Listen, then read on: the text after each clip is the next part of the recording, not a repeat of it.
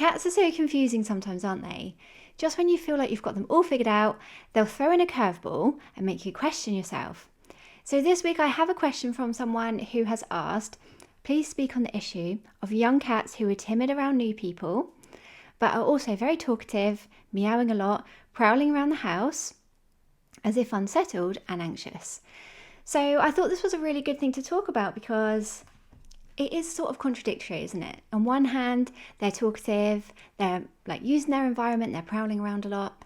But on the other hand, they're timid of strangers and showing a little bit more anxiety and wariness there. So for me, obviously I have tons of questions, and in my work as a behaviourist, a lot of time is spent trying to get to the bottom of why cats behave in a particular way. So there is a lot to explore there, but generally is first of all to make sure you've ruled out any medical conditions, because if your cat is feeling under the weather, it's never obvious. They never let you know that they're poorly or unwell, and that can affect their behaviour in any sorts of way or lots of ways. Like it can make them more unsettled, it can make them more reluctant to want to be around you or timid of strangers, and just less resilient to things that they could take in their stride if they weren't feeling so unwell. So I'm sure this isn't the case for you because it feels like this is something that's always been the case for your cat, but it is definitely something I would explore because we don't want to miss all that out, just focus on the behaviour, because then if there is something medical, it's never going to improve. So once we have all that taken care of, then I would think about the interactions your cat has with other people. So it sounds like they probably have a good relationship with you because you've said that they're wary of new people. So I presume that means they have a good relationship with you. So that's good because it means that they understand you and they are familiar with your behaviour and the way you interact with them. So I would just make sure that new people are able to do the same thing, because what the cats are, they're very suspicious, and you'll probably notice that they're wary around unpredictable people. So if a new person comes into your house, then your cat's going to be wondering what that person's going to do. And everyone's different, aren't they? So not everybody acts the same. Some people have louder voices, or they move in a more unpredictable way. Or if you have children come in, then they're going to act in a more unpredictable way again. So just bear in mind that lots of cats, it takes time for them to create a relationship with a person. And if they're timid around new people, for a lot of cats, that's totally understandable, especially if they haven't had great socialization when they were little. And it can just take time for them to warm up to people and build that relationship. So if you notice when someone stays for a good period of time, like they might stay overnight or stay for a few hours, and your cat begins to warm to them, then that's fine. I would say there's nothing for you to worry about with your cat. This is totally normal. And yeah, they're not super friendly and they're not going to come running over and desperate to make friends, but it's okay. And they do come around in a few hours, and that's totally fine. So that's really not anything to worry about. If it's more that they're really scared of people, they hide away, they don't come out when you've got guests around, and it's more impacting their life, then you can start to work on helping your cat warm to people more quickly. So you might ask a person that comes into your home to try to play with them, to give them some treats, and really to not show them too much attention. Like worst case scenario, someone comes in and is like, no, they'll be fine, and they'll just pick them up or go over to them, and your cat will be like, no. So it has to be on their terms. People have to go very carefully, and just in the way you've built that relationship with your cat, then they have to start that as well. And just as important is your cat's environment. So for me, this comes down to a few different things. So it's how stressful your environment is for your cat, how easily they can access their resources, like the important things or important parts of their territory, and how well they're set up for them. And finally is how stimulating it is. So if you're noticing your cat's prowling around and seems anxious, then I would suggest, or it would suggest, that there is stresses in your cat's environment. So this is different depending on what you have, because your cat may be worried about something that another cat isn't. And if you have two cats, you might see that. You might see that, one cat's scared of the vacuum cleaner and the other cat's not. Or if you've had cats in the past, you might notice these changes.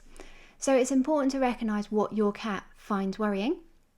And this could be based on their history. Like if it's a rescue cat, you might want to, or you might not know, to be fair, but you might be able to ask questions to the rescue about what they were worried about in their previous home, whether they were mistreated, whether they lived with other animals that they found stressful.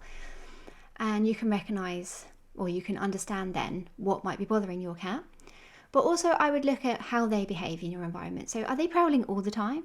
Is it when something particular has happened? Like, are there certain triggers in your cat's home or your home that are upsetting your cat? Because once you know what they are, then you can work to reduce these stresses and help them calm down a little bit and help settle that anxiety and help them cope. So I would just flag here a big trigger is cats outside the home. That might be something. And again, a flag back to how you interact with your cat. So some people that play rough with their cat, that can be a source of stress as well, because it might look like they love it, but sometimes they don't love it and they're actually quite stressed about that. So have a think about your cat's environment. And I do have a video on recognizing stress as well, which I'll link to at the end.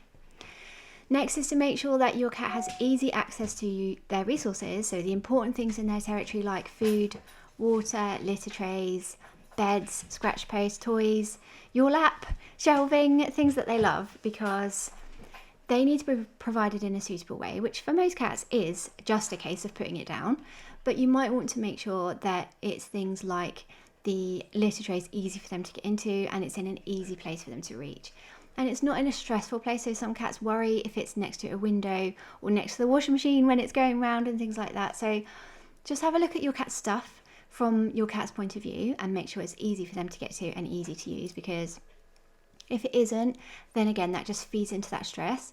And also that frustration of like, I want to use that tray, but I can't because it's not clean enough, or I don't like the litter in it. And that sort of frustration that they go through, you can almost see their minds whirring where they're like, I want to go, but I can't. And they seem quite restless. And you might notice that that's when you're seeing that quite prowly behaviour and that unsettled feeling that they have. So once you've sorted out all their resources and everything is happy, or they're happy with everything that's around them, then you may see that anxiety sort of go, which is great. And finally, I would just give some attention to how stimulating the environment is or your home is, because just because you've mentioned that it's a young cats just need a lot of stimulation. And if they're bored, then again, that frustration can mount as well. And that's when you can see that prowly behaviour in particular, sort of stalking. I'm not sure if that's what you're saying, but if they are showing any sort of stalking behaviour, ambushing your ankles as you're walking past them, grabbing at your hands when you're like talking to someone and doing all this, that can be a sign that they're not stimulated and they need something to play with.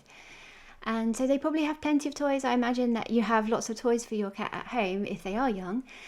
So it's just a reminder to get those toys moving, because if they don't move, if they're just lying around or they have a toy box and they never use it, then it's because they need these toys to be moved around for them. They need to have something to chase and something to engage with, rather than them having the initiative to go and engage with that, because this is much more fun to chase than that just mouse that's lying on the floor over there that's not moving around and is just essentially dead prey. So have a look again at your environment from your cat's point of view and see if you can up the play and give them something stimulating to engage with. If you're quite limited on time, or you feel like you're already playing as much as you possibly can but they still have relentless energy, then you could try putting some food in an activity feeder or giving them some safe access outside. I don't know if they have that already, but the outside world does provide a lot of stimulation if the risks aren't too high and it is safe for them to go out there. So that's another thing to think about. So I tried to cover all bases here, because again, if we had a conversation, then it would be useful to talk about your cat and identify these issues together and pinpoint what is actually bothering them.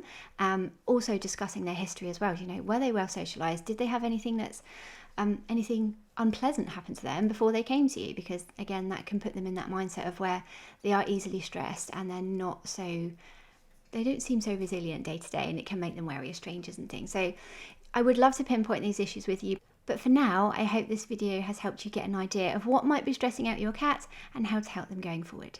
Do let me know in the comments, and if you're watching this and you have a question about your cat, then do feel free to drop that in the comments too. I would love to answer that for you. Take care. Bye.